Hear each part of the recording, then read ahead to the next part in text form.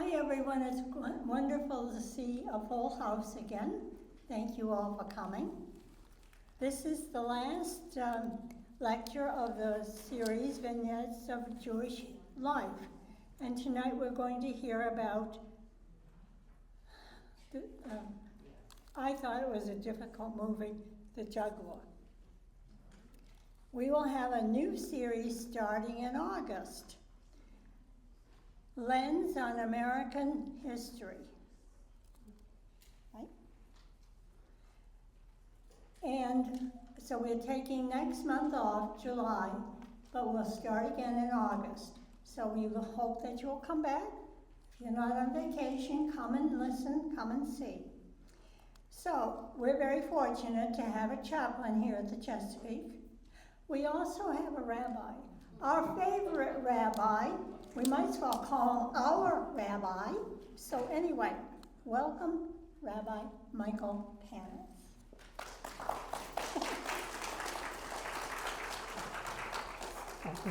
Well, I'm very proud and pleased to be your rabbi.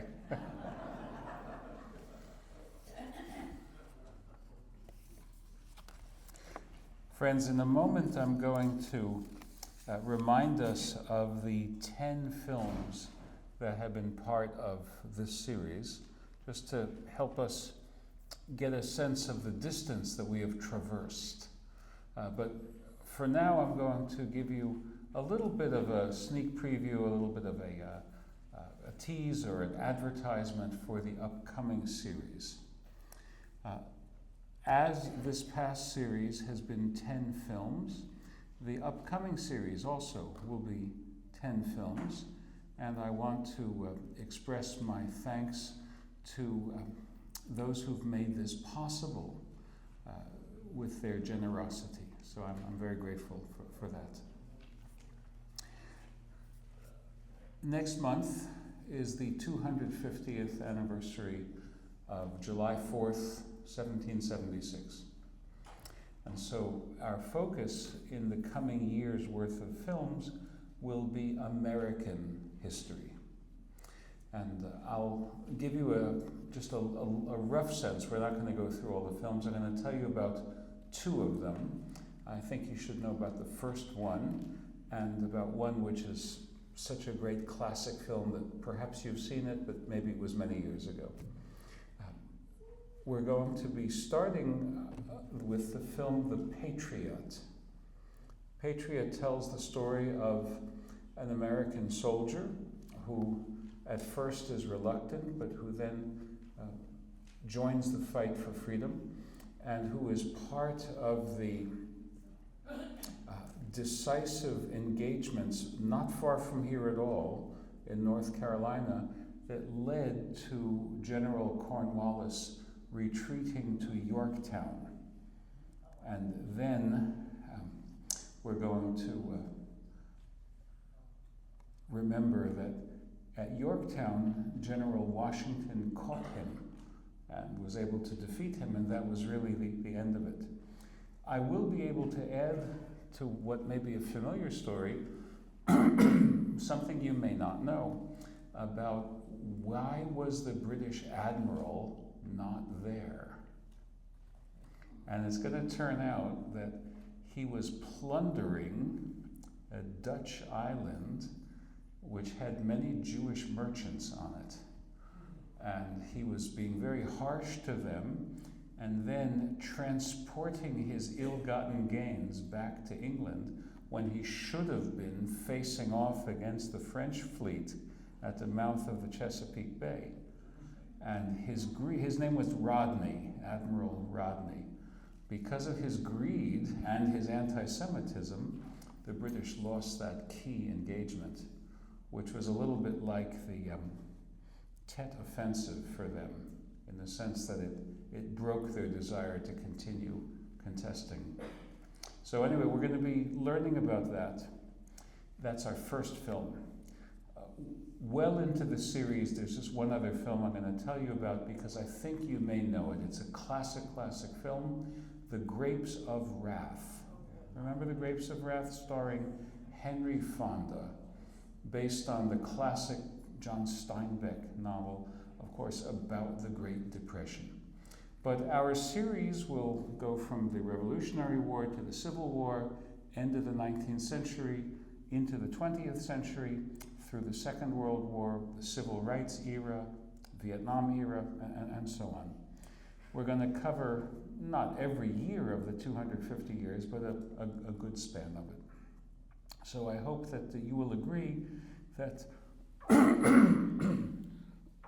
excuse me, I hope you'll agree that among the other ways that as good citizens you'll be marking and celebrating our 250th anniversary, this will also stimulate the mind as we do so. So that's a little bit of a teaser or advertisement for the coming series. Now, let me just remind you of the films that we've seen this year. The first one was a documentary and the others were fictions. Masada, Ivanhoe, 3 films about the actually 4 about the American Jewish experience. The Frisco Kid, Hester Street, The Chosen, about the Hasidic Jewish community in Brooklyn in the Second World War, and Driving Miss Daisy, set in Atlanta. And then a number of movies about the Jewish experience in Europe in modern times. Yentl, starring Barbara Streisand. Very hard-hitting movie about the Holocaust, Defiance. And the last 2 films, the one from the previous month and for this month, deal with the birth of the State of Israel in the wake of the Holocaust. Last month was Exodus, based on the Leon Uris best-selling novel, starring Paul Newman, before he got into making salad dressing. Even before he got into racing cars. And tonight's movie, The Juggler, starring Kirk Douglas.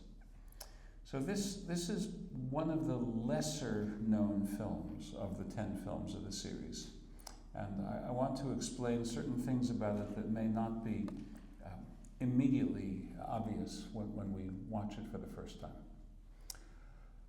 Today, the mental health community is well aware of a problem called PTSD. Are you familiar with what that means? Post-traumatic stress disorder, right? Post-traumatic stress. Now, in World War II, the American Army medics used the phrase combat fatigue. Does that ring a bell? And in World War I, there was still a different term of art based on the massive artillery fire, shell shock. We still use that term a little bit, shell-shocked. But post-traumatic stress is the most descriptive one. And I submit, it's the way to understand the main character of this film, The Juggler. His name is Hans Müller. Hans Müller his character is a once very successful entertainer, German Jewish entertainer. He was a juggler, he was a mime, a comic artist. Only towards the very end of the film do you see him performing in those roles. And we'll be talking about that scene because it's an important scene. Now, as the film begins, you see a kind of a splicing of documentary footage and the film footage. If you remember, it's a port, and the ship that is docking, and you hear that the port is the port of Haifa. Haifa is the most important port in Israel. There are a couple of others. Ashkelon is a port on the Mediterranean. Eilat Eilat is a port on the Red Sea, but Haifa is the most important port. It had been the center of the British naval presence in that part of the world. And upon independence in 1948, it became the most important Israeli port as well. So we see a shipload of Jewish refugees who are disembarking in Haifa in 1949. Let me give you the history behind that scene. Israel, as you know from the last film, declared its independence after a United Nations vote to partition the geographical area of Palestine into a Jewish state and a Palestinian state. The executives of the Jewish settlement, who were called the Zionist executive, accepted that partition. That's called the two-state plan. The Arab inhabitants of Palestine and the Arab nations rejected it. And many of them reject it to this day. Iran rejects it to this day.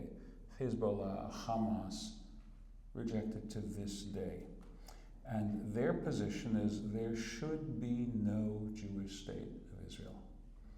And in fact, they will destroy it by military means. They're continuing to attempt to do so. But in 1948, there was no guarantee, there's never a guarantee, but there wasn't even a likelihood that the Israelis could survive an attack from 5 Arab neighbors simultaneously. Egypt, which had the largest army in the Middle East, supplied with British Spitfire fighter planes and Centurion tanks. These are first-line World War II military hardware that the Egyptians had.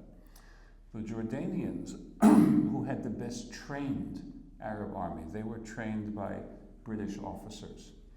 The Syrians, the Iraqis, the Lebanese, all of them invaded Israel on the day that it declared its independence.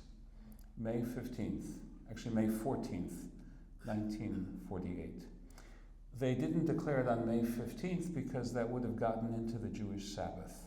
They wanted to not do it in the middle of the Sabbath so that people could not be violating the Sabbath as they traveled to and from Israel's Independence Hall, which is in Tel Aviv. How did Israel manage to fight off those enemies? Well, it was very, very difficult, and they managed, surprising everybody. How many Israelis were there, as opposed to hundreds of millions of Arabs in all of the states of the Arab world? There were 600,000 Israelis in 1948. Fending off the attacks resulted in 6,000 Israeli deaths. 1% of the entire population. Imagine if 1% of the American population were to die in some war. The national trauma would be palpable. Israel did survive, and in the immediate aftermath of that, the conditions of Jewish life in all of the Arab states became impossible. There were riots, there were pogroms, there was government-sanctioned, even government-organized violence against the Jews of the Arab world. Yemen, Syria, Iraq. Not Iran, it wasn't yet controlled by the mullahs. Iran was not until 1979. Egypt, Libya, Tunisia, Morocco, Algeria, every one of these places had riots and violence against the Jews who lived there. Ultimately, they all emigrated. Within about 5 years' time, 1948 till 1953, the population of Israel increased from 600,000 to about 2.3 million Jews.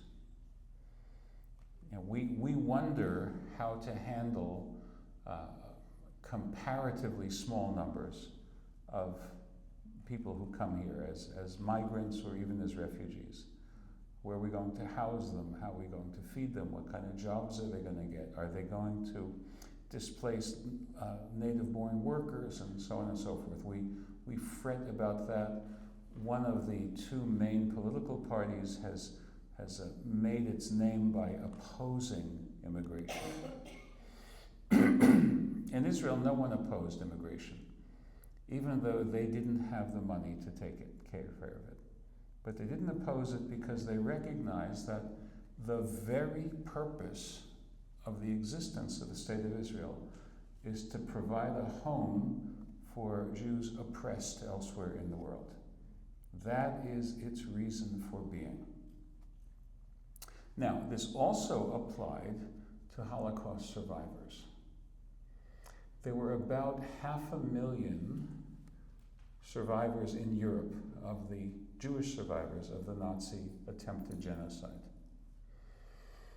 Some of them tried to go back to their homes. An infamous example of that were the Jews who tried to go back to the Polish city of Kielce, Kielce. They went back to the city of Kielce, and they were murdered by the Polish inhabitants of that city. See, many of the Poles had seized Jewish apartments, Jewish properties, were living in them, didn't want to give them up. Many of them felt that Hitler started a job that should have been finished in murdering all the Jews, getting them out of our midst. So when news of the massacres against Jews trying to return to their homes in Poland and elsewhere, when that news spread in the community of Jewish refugees, they very quickly decided there is no future for us in Europe. Where could they go? They could not come to the United States of America because we had restrictive anti-immigration laws in place. In 1921, the Johnson immigration bill was passed into law, and it was made still more stringent in 1924. Excuse me. That established an annual quota of how many Jews could come into this country. Far lower than the number of refugees who wanted to come. When did that law change? It changed under President Lyndon B. Johnson in 1965 as part of the civil rights reorientation of that administration. So where else could those Jews go to? No one wanted them. So they went to Israel. So behind those first 60 seconds or 2 minutes of the film is so much history that's important to know. You have these Jewish refugees. They had seen hell. They'd been through hell. And now they're coming home. They were greeted warmly, ecstatically by Israelis. And the Israelis took them to reception centers, absorption centers. Not that Israel had places for them, but they would make places. Initially, they were tents. Then they were prefabs. Eventually, they were houses. Modest houses, but even so. But it took years and years to, think about it. 600,000, the economic infrastructure developed by 600,000, suddenly accommodating 300% of their own number, coming penniless as refugees, just taking care of them. great names in the process was the second prime minister of Israel. His name was Levi Eshkol. And his specialty was water infrastructure projects. He was the person who came up with the idea of creating a national water carrier, water pipes going from the Sea of Galilee, it's really a freshwater lake, all through the country and down into the southern Negev region, allowing these refugees to be settled in places where people hadn't lived. Now, even so, they had to be very careful in their water expenditure, so the Israelis invented something that I'll bet you've seen in your own gardening. They invented drip irrigation. Have you seen drip irrigation? You have a channel, maybe a pipe with little holes in it, and just a drop of water comes out, and that's where the plant is planted. The water goes down to the roots of the plant. There's no water for weeds, so there's no weeds that grow. So it's a very effective way of growing crops with a minimum of water. That's how Israel managed to bring in, there was not enough room in Haifa or Tel Aviv or Jerusalem or Ashkelon or Tiberias or Safed or any of the existing cities, simply no room for all these people. So they created settlements where there had not been settlements. They brought water to the settlements. Another one of the great names in terms of settling these, you may know her name. She became the Prime Minister of Israel, the first woman Prime Minister of Israel. Her name was Golda Meir. Remember that name? Her American name was Golda Meyerson. She was a school teacher in Milwaukee who decided to settle in Israel, rose to become the Prime Minister of Israel. But before that, she was in charge of creating housing for all the, and she came up with innovative ways of creating prefabs. Now, this was before the United Nations Relief Works Administration gave special attention to refugees. Israel did it without the help of the UN.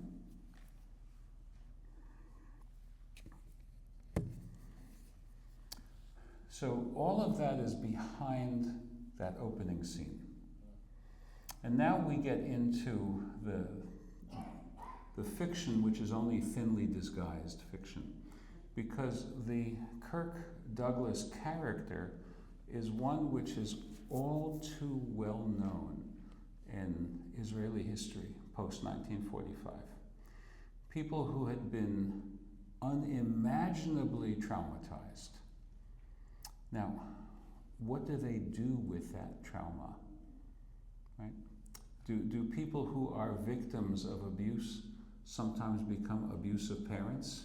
Yes, we know that.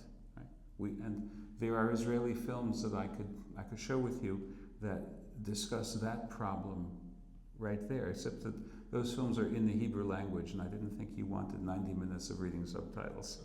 So I didn't select those films, but they're great films.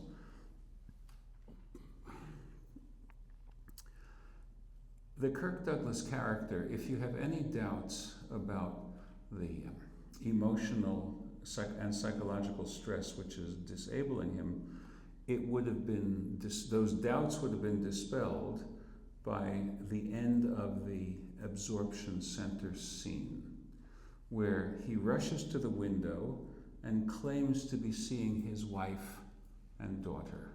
Do you remember that scene? And it's not his wife. And it's not his daughter. And why not?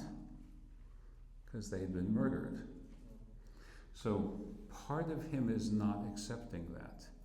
And he pulls her head kerchief off, and only then does he accept that. Now, in the film,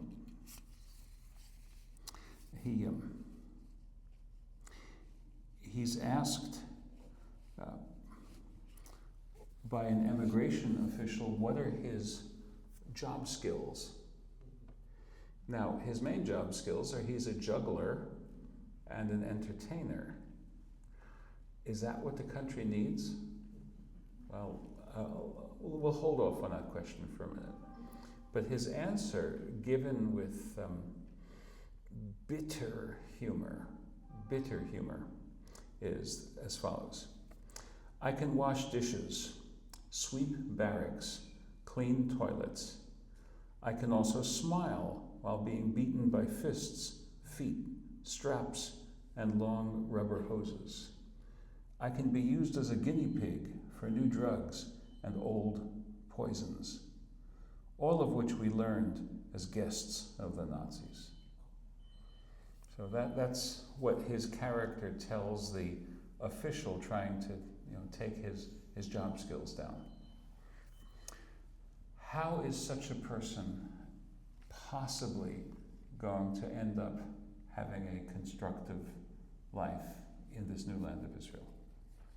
Well, they tried. Remember how a physician meets him in the morning and tries to get him to go to his first meeting with a mental health counselor. But instead of that, he leaves. He runs away. Why do you think he runs away? Instead of accepting help. Any thoughts? He's afraid. Yeah, he doesn't know what might be in store for him. He has learned not to trust. Why should he trust? Even if they're Jewish, why should he trust? His life experience doesn't tell him that it's safe to trust. So he makes his way to the city of Haifa, where he runs into a police officer. Remember his encounter with the police officer? Poor police officer didn't know what hit him, right? And he ends up grievously wounding the police officer. But the police officer was not vindictive. When the police officer is interviewed in the hospital by the detective, he basically pantomimes the understanding that the fellow who assaulted him is not a hardened criminal, but a man needing psychological help. Remember that? By the way, the character of the one bystander who witnessed it, who shows up in the police office and gives his story and then wants to go quickly to make a plane. Remember that? It's a minor character. Do you remember who played it? I think you'll smile when you learn. Someone said Sergeant Schultz. That's correct. Do you remember Hogan's Heroes? Remember, I see nothing, I hear nothing? Sergeant Schultz. The actor is John Banner. Now, of course, that's in the mid-1960s. This is a full decade plus before that. So the young actor John Banner plays that small but important role in this film. Now, as the Kirk Douglas character moves along, he has two very important encounters. One with a boy and one with an Israeli woman, right? So let's take them in turn. The boy's name is Yehoshua Bressler. He's a teenage orphan. So Mueller, the Kirk Douglas character, doesn't want to say who he really is. It may not be safe. So he tells Josh that he's an eccentric American out to see Israel firsthand. Now Josh is also an outsider, right? He's not growing up in a regular family structure. So these two misfits somehow find each other. And Josh says he'll be his guide. Now, at that point, the Hans Müller character begins to tell the truth. So you see some development. And the truth that he tells is that he had been a professional juggler. And what does Josh ask him to do? Teach me. At first he refuses, right? At first he refuses. But then he begins to relent. That's a very important moment because in terms of the character of Kirk Douglas's character, passing along his skills to the rising new generation is the first positive thing that he's done in this whole story. And it's the first sign that he's no longer completely consumed by the nightmare that he's lived through. Now, will it succeed? We don't know yet. We'll find out before the end of the film, but we don't know yet. Now, they get to a kibbutz, so I need to make sure you understand what a kibbutz is. The kibbutz movement was a movement of inspired by socialist ideals of ownership in common, of communal property, rather than individual ownership. There was a strong sense amongst various parts of European intellectuals in the late 1800s, early 1900s, that private property was a curse, ultimately, that prevented people from really being kind to each other. That goes back to the great Swiss Enlightenment philosopher, whose name you probably know, Jean-Jacques Rousseau, who analyzed the social contract. Rousseau's book on the social contract starts with one of the most powerful first sentences I know of any book. Man is born free, but everywhere he is in chains. Powerful, right? And that is the guiding spirit that led for a while into socialism. So a kibbutz is a socialist institution. Nowadays, the kibbutz is no longer a pure socialist institution. It still exists today, but now it is a little bit like Scandinavian democratic socialism, where people have private property, but there's a very robust social welfare network helping them. Now, why was there a minefield near the kibbutz in which Josh breaks a leg? Why would a kibbutz have a minefield around it?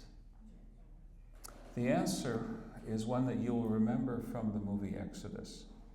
Remember that there were invasions by the Arab armies, and the kibbutzim were sometimes the first line of defense. Israel had a tiny professional army, very, very small, and the dwellers in the kibbutz were often responsible for holding up tanks and machine guns and military forces way stronger than they themselves, until the army could dispatch some units to help them. That's why the woman Millie has a rifle in her cabin. Remember that? Which becomes important near the end of the story. Why would she have a rifle? She's not a hunter. It's for the defense of the kibbutz against enemy. Remember, all of this story takes place within a year of the invasion of Israel by 5 Arab armies. The story is set in 1949. Now, not Millie, Yael. Yeah, it's a Hebrew name. Yael is the resident. Millie is the name of the actress, Millie Vitali. As far as I can tell, this was her only film. She had dreams of becoming a starlet, but it wasn't meant to be. By the way, I think she and Kirk Douglas had quite the romance off screen, but didn't go anywhere in terms of her career.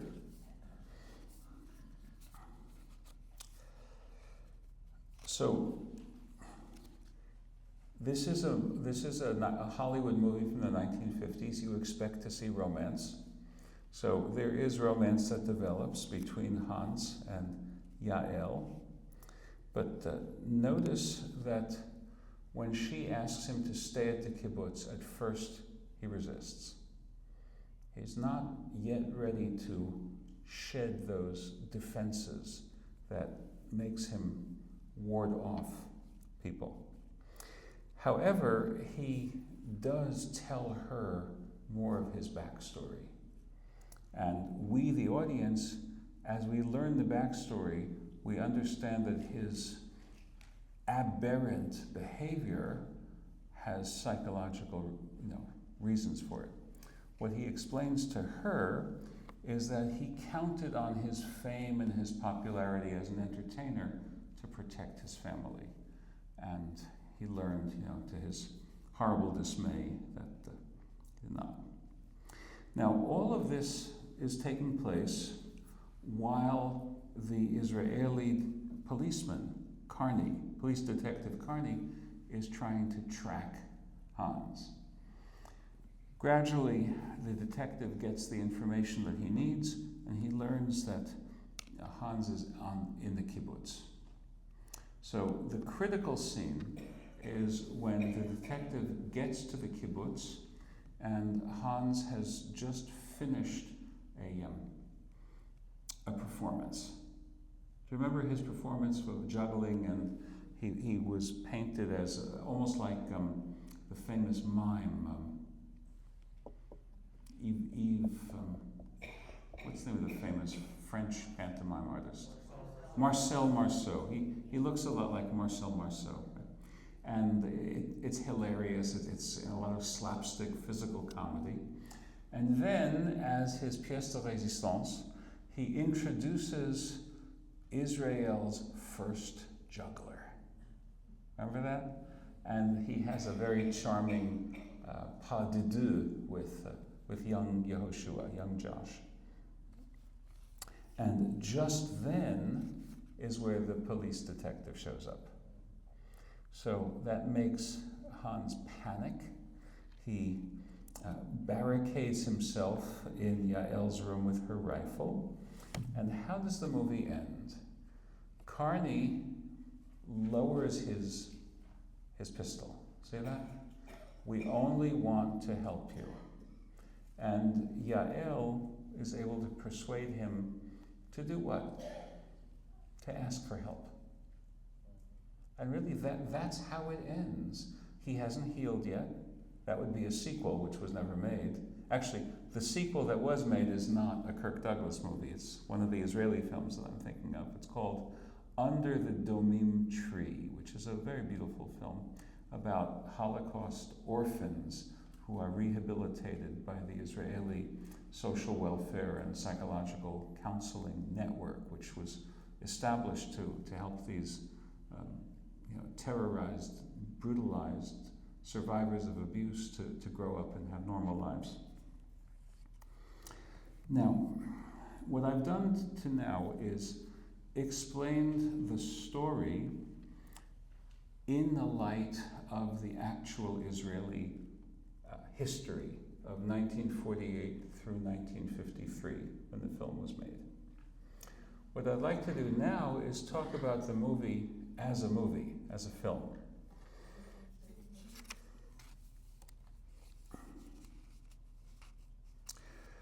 The director of the film was an important Hollywood director of that era. His name was Edward Dmytryk, Dmytryk. And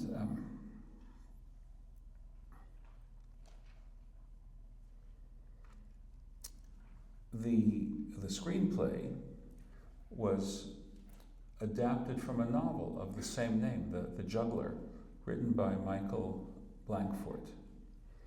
So Dmytryk was famous for having directed one of the very first Hollywood films that took a hard look at anti-Semitism. I don't know if you ever saw this film, but it's well worth seeing. It's from 1947. It's called Crossfire. And it stars the three Roberts of that era: Robert Mitchum, Robert Ryan, and that's a later Robert Young. And Crossfire is about a hate crime, a murder of a Jew in 1945. I think it's Philadelphia. It might be Washington, D.C., or it might be Philadelphia. For no rational reason at all. Just the guy hates Jews. He finds a Jew, he murders him. And how the detective solves that.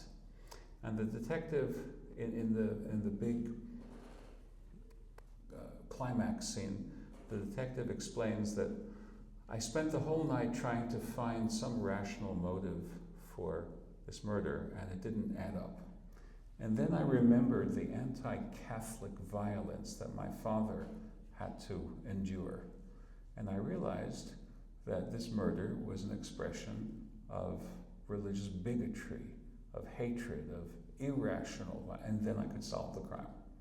That's the story of Crossfire. Dmytryk was the director of that film. So in Hollywood of that era, there weren't all that many directors who wanted to do a film where the Jewish story was at the center of the film. But Dmytryk was one of them. Now, the producer was also very, very important. The producer's name was Stanley Kramer, and he became one of the great producers of the era. He'd already worked with Kirk Douglas in years past. He produced a film that starred Kirk Douglas as a pugilist called The Champion. That was one of the very early Kirk Douglas standout films. So he knew he wanted Kirk Douglas as his leading character. Now Kirk Douglas was Jewish, and his name was not Kirk Douglas. In fact, considering that Kirk is the Scottish word for church, it's not very likely that Jewish parents would name their son Kirk. Now, I know Jewish boys named Kirk, but this is generations later. For someone born in the 1920s or 19-teens, you wouldn't expect his Jewish parents to name him Kirk. So who named him Kirk? The Hollywood publicist machine, because they didn't think that a Jewish boy from upstate New York named Isser Danilovich would be very likely to have a career in Hollywood. Isser Danilovich became Kirk Douglas, but all sorts of names get changed. Rock Hudson wasn't that actor's real name. How many boys were named Rock? Marilyn Monroe wasn't her real name. By the way, we just passed the 100th anniversary of her birth. Yeah. Did you realize that? Marilyn Monroe. And so on and so forth. Almost none of the famous Hollywood stars of that era actually had their birth names. They were all made up. And Kirk Douglas is a suitably non-Jewish sounding name. Now, later in life, Kirk Douglas was quite high profile about his Jewish loyalties, but not so earlier in his life. He wasn't really known for his Jewish sentiments, but this movie shows that he really did have that feeling that he wanted to do something for his people. So the team of Kramer, the producer, Dmytryk, the director, and Kirk Douglas, the leading actor, are an important part of what makes this film a special film. Now, the film was shot in Israel, and that's a very important point. It's the first feature film to be shot in Israel. So we are more familiar with the vistas of Israel from two other movies that were made years later. You might remember from last month Exodus, that's 1960, 7 years later. And you might remember a movie about the American war hero, Colonel Mickey Marcus, who was a volunteer assistant, also starring Kirk Douglas, by the way, When Chaplain Uwe Scharf and I were contemplating what movie to show in this slot, at first we thought to do that Kirk Douglas movie called Cast a Giant Shadow, starring Kirk Douglas and Yul Brynner and Angie Dickinson. Pretty good cast, right? But we decided to show this one because it's less well known, and it's also, while that too is based on a historically sound basis, but it was a little bit too glitzy. This one is less glitzy, and therefore it's more true to the bare-knuckled reality of Israel in those days. Now, the outdoor scenes were filmed in Israel. Israel wasn't happy that the indoor films were shot in Los Angeles studios. Anyway, the character of Yael originally had a German actress cast for it, Ursula Thies. But in 1953, the Holocaust was so recent a memory that the Israeli consul in Los Angeles said, that's not going to help us structure for success with this film. So the filming took place in 1952 at a genuine kibbutz on the border with Lebanon and other locations in the Upper Galilee. And there are places that you can see in the film which no longer exist. They were destroyed for one reason or another, they were taken down and rebuilt, so historically speaking, we have a visual record of the actual history of parts of the State of Israel which would not have any other documentation. Even though this film is not a documentary, it's a fiction film, but it preserves aspects of history which otherwise would be lost to us. Now, the third part of what I want to tell you has to do with the reception of the film. And here I want to talk through a phenomenon. Have you heard of a entertainment district in the Catskill Mountains of southern New York State, along the corridor defined by Route 17, which goes west from the Hudson River towards Binghamton, New York, just north of the Pennsylvania border, called the Catskills. You've heard of the Catskills? Okay. Now, there were many kosher hotels in the Catskills, and New York City, New York Jewish families, the Bronx, Brooklyn mostly, later on Queens, really couldn't afford fancy vacations. So they would take the bus to the Catskills. Later on, they would drive to the Catskills. Similar in Pennsylvania was the Poconos. If anyone here is from Pennsylvania, you're familiar with the Poconos. And you might know one of my favorite films, which is set in that part of the world, with the dancer and the actor and dancer Patrick Swayze, Dirty Dancing. It's no one puts baby in the corner. It's a lovely film, and it's that same scene.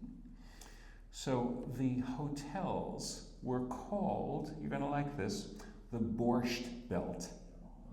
You like that? Because borscht is a beet soup, very popular in Russian cuisine and Eastern European cuisine in general. Most of the Jewish immigrants to the United States, early to mid 20th century, had Eastern European roots. For example, my 4 grandparents, one came from Poland, one came from Ukraine, one came from Belarus, and one came from Lithuania. And I'm thoroughly typical in that sense. You know, my grandparents met and married in New York City, or Baltimore, Maryland, as the case might be. My parents were born in Baltimore or in the Bronx, but it's an Eastern European. I had borscht all the time. You could have it cold, you could have it hot. Typically, you had it with a boiled potato and a dollop of smetana. You know what smetana is? It's Russian for, and Yiddish for sour cream. And Lithuanian Jews didn't generally have sweet very much in their cooking. They had savory. Ukrainian Jews and Galician, which means the southern Poland, which used to be part of the Austro-Hungarian Empire, they cooked sweet. Romanian Jews cooked sweet, but the Belarusian and Lithuanian Jews that I come from cooked savory. So we had diced onion in our borscht.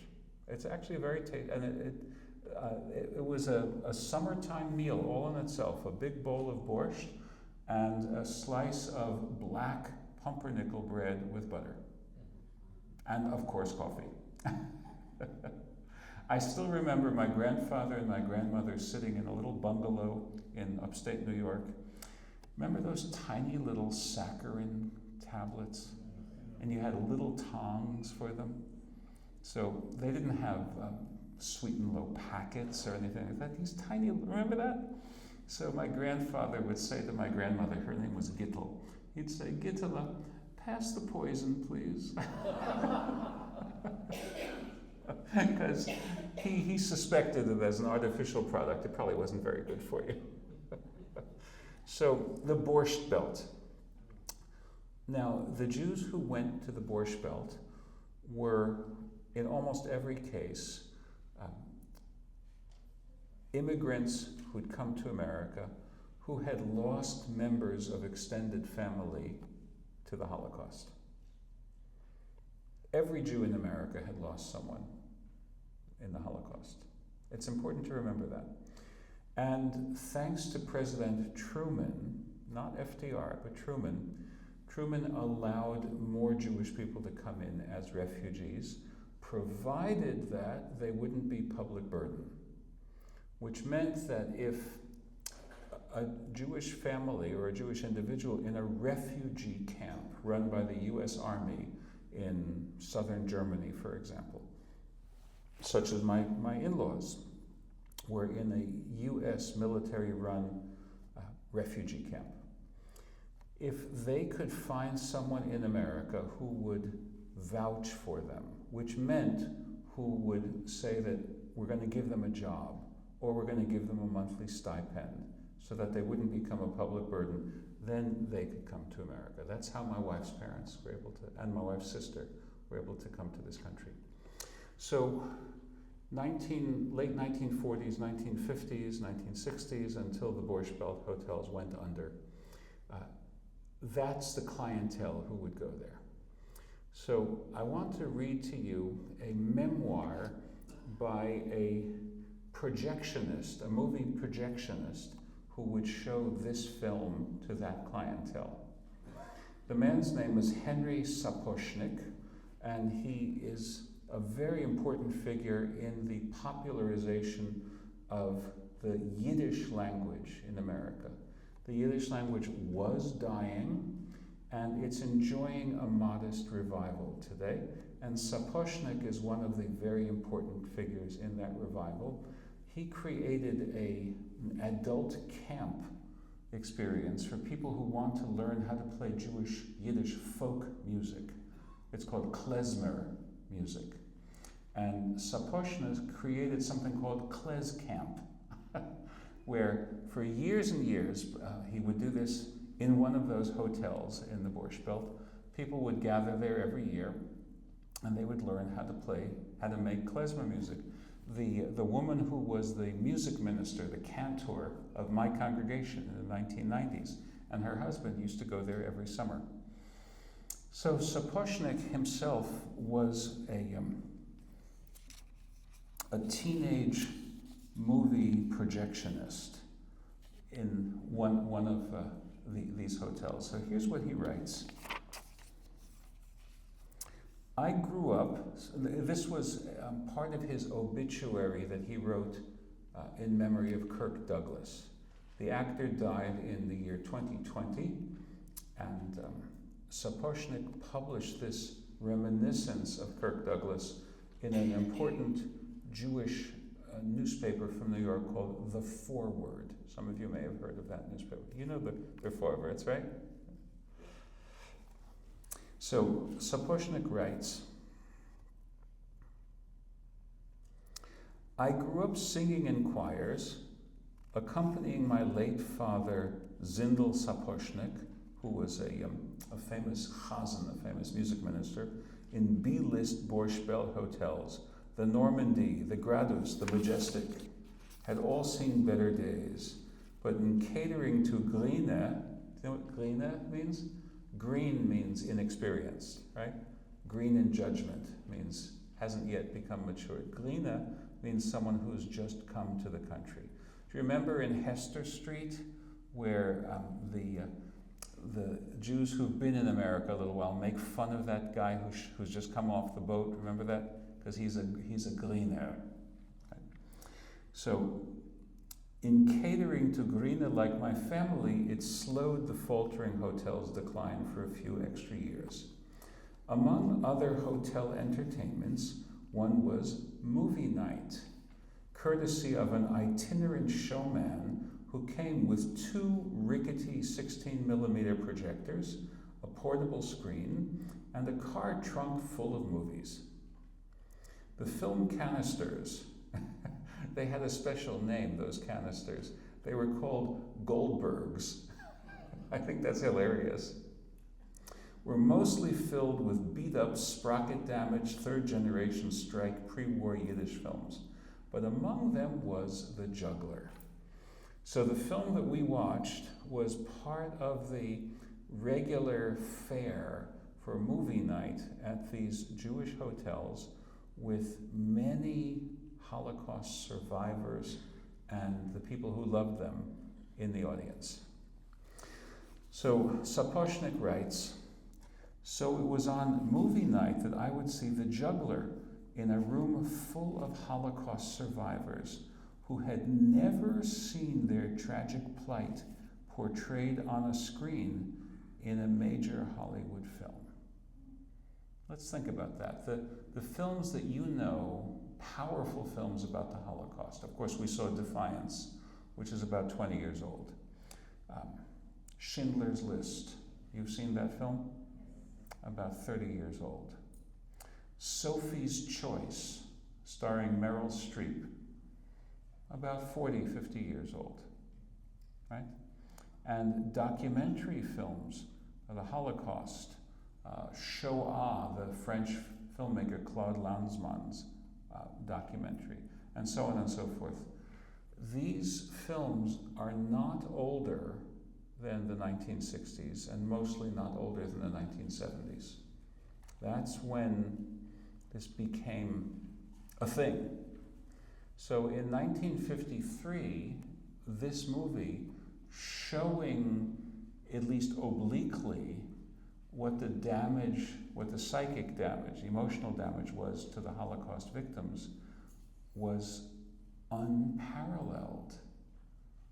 This was the way in which survivors could see their experience on screen, in a sense honored by Hollywood enough to tell their story.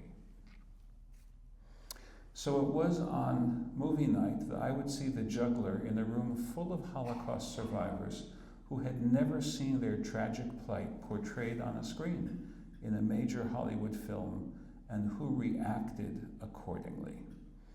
The Juggler was a big hit with the hotel audiences who, like my parents, were survivors and who felt the visceral pang of familiarity with Douglas's tortured character.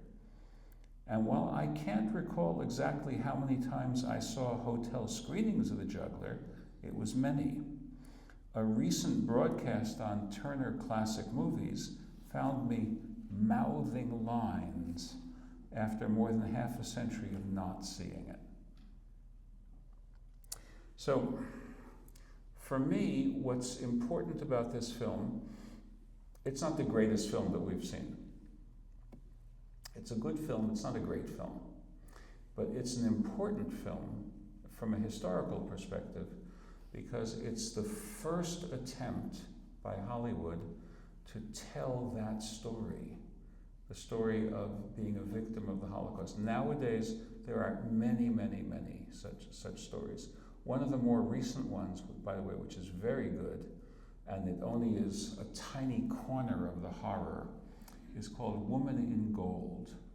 Have you seen Woman in Gold, starring Helen Mirren as a Holocaust survivor who is suing the Austrian government to get back her family's artwork, a famous painting by the great Viennese painter Klimt of this woman's aunt, and the painting is called Woman in Gold.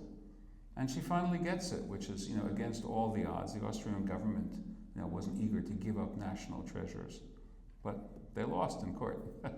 So anyway, it's a very fine movie. Nowadays, it's not surprising for someone to make a movie that illuminates some corner of the Holocaust. Did any of you see a film, The Boy in the Striped Pajamas? That came out recently. I just read the sequel to that, by the way. There's a sequel to that called All the Broken Places. So it's not that surprising. But 1953, who could touch it? It was so charged and so difficult. So for me, this film is important as a forerunner of an entire movement that is to come. Now, obviously, we have not covered all of Jewish history, right? There's about 40 or 50 years most recently that we haven't covered. I can give you a couple of suggestions if you want to see films on your own. There's a film that tells the story of a Jewish boy who is sent to an Episcopal private school to play as the quarterback on the school team.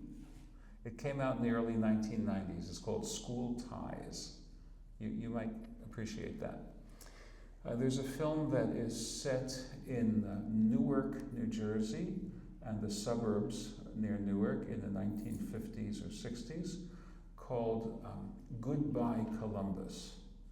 It's based on the novella by the novelist Philip Roth, and it's about a rather snobby, upwardly mobile Jewish young woman and the more working class Jewish guy that she befriends. It's not a great movie, it's not a great story, but it has a classic scene of the excesses of the Jewish wedding, which is hilarious. These people who went through the Depression, they had so little for so long that when the beloved daughter is getting married, they're going to spare no expense. So you see this wildly extravagant Jewish wedding.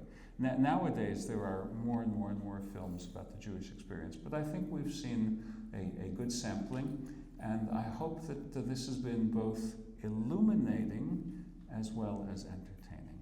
So I thank you so much. I'll be happy to take any questions that you have at this time.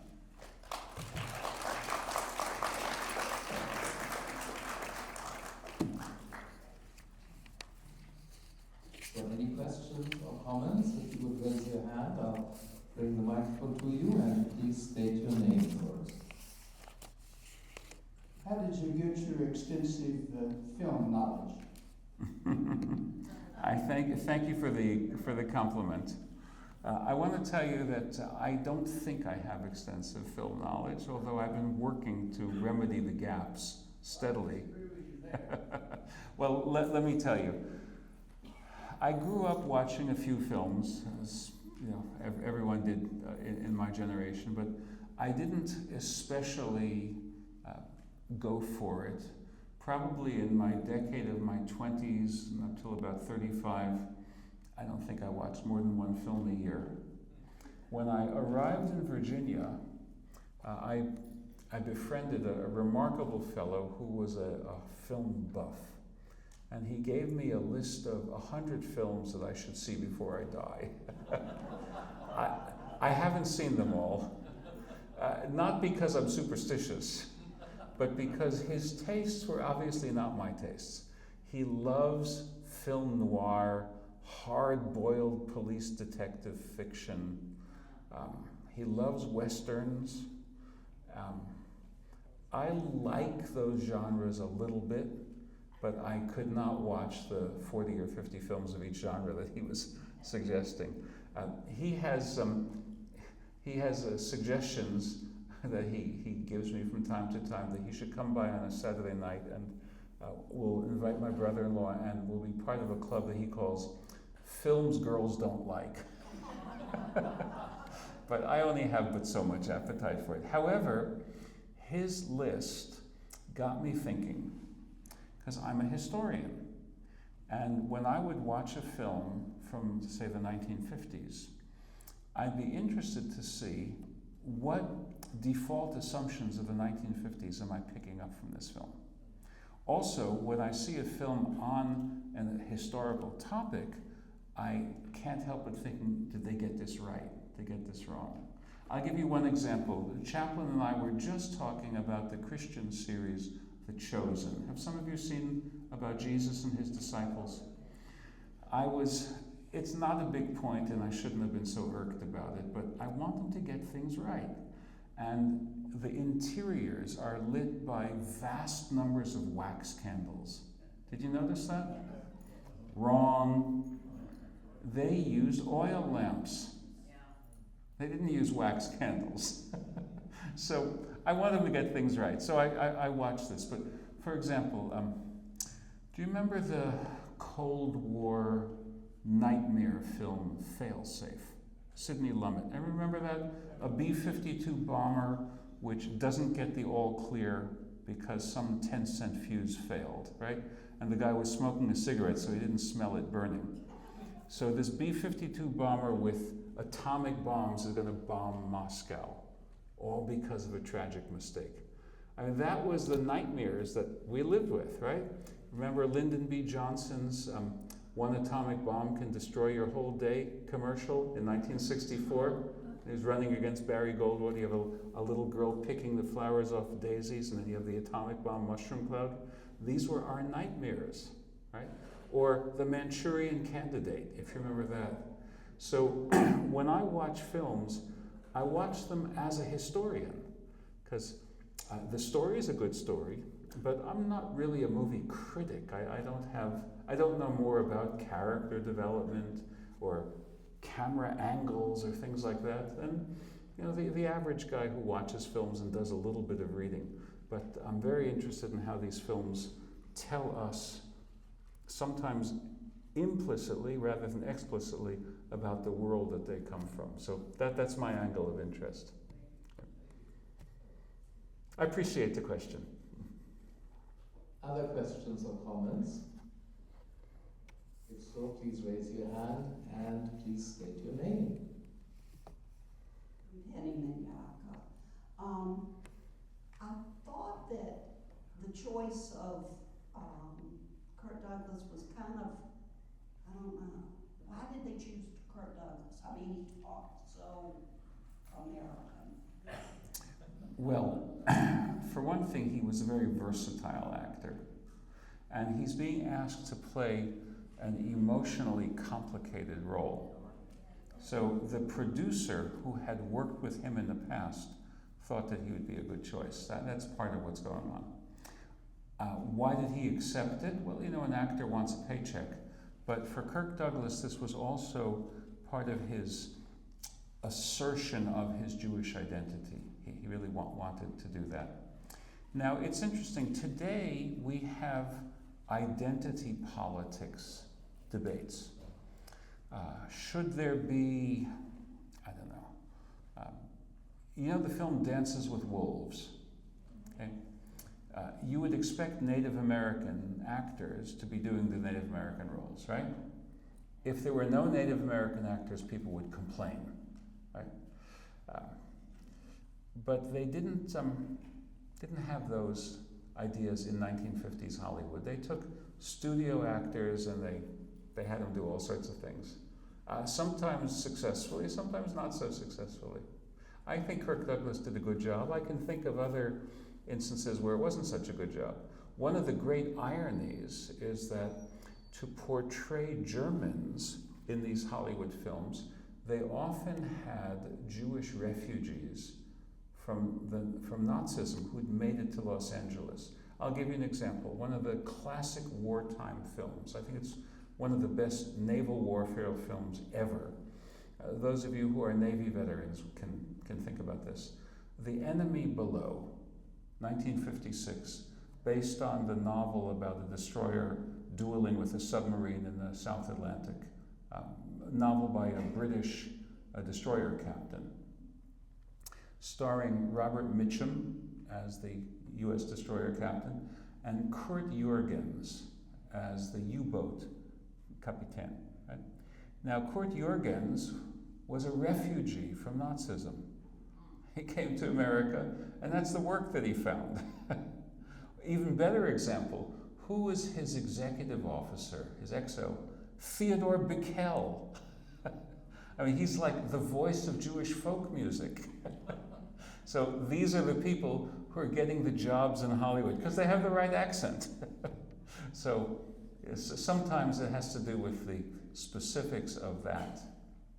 I'll tell you one funny story about that. 1923, Cecil B. DeMille does the first version of the Ten Commandments. You know the one with Yul Brynner and Charlton Heston, right? Moses, Moses. Remember that? But the first one was a silent film. And the Hebrew slaves, who are extras, DeMille hired them, Jewish workers from Los Angeles textile factories. Large numbers of them. He paid them, very little money, but they're extras. And he gets them all together in this big hall where he wants to address them. Has one of these megaphones. He says, "I want you to portray your ancestors." That was his stage direction to them. Go figure, right? Yeah, sometimes it's also, there's one movie coming out very soon, The Odyssey, a mammoth production. And one critic pointed out that, interestingly enough, though this is obviously Greek mythology, there's not a single Greek actor. It's all Hollywood, not a single Greek actor in the whole movie. So sometimes it's rather ironic. So even today, we have this. Okay. Yeah, that will come out in about a month or so. It's a big production, but not a single Greek actor. Okay, final call. No more questions? No more comments? Well, let me wish you a wonderful early summer, and I'm eager and excited to resume being your rabbi before the end of the summer. Oh, it's been wonderful. Thank you so much. And remember, next month, July, we will not meet. We will meet again in August. We will let you know the date and so forth and so on. So we all look forward to it. Thank you again, Rabbi Michael, very much we do love having our own. It's mutual. All right. Thank you all.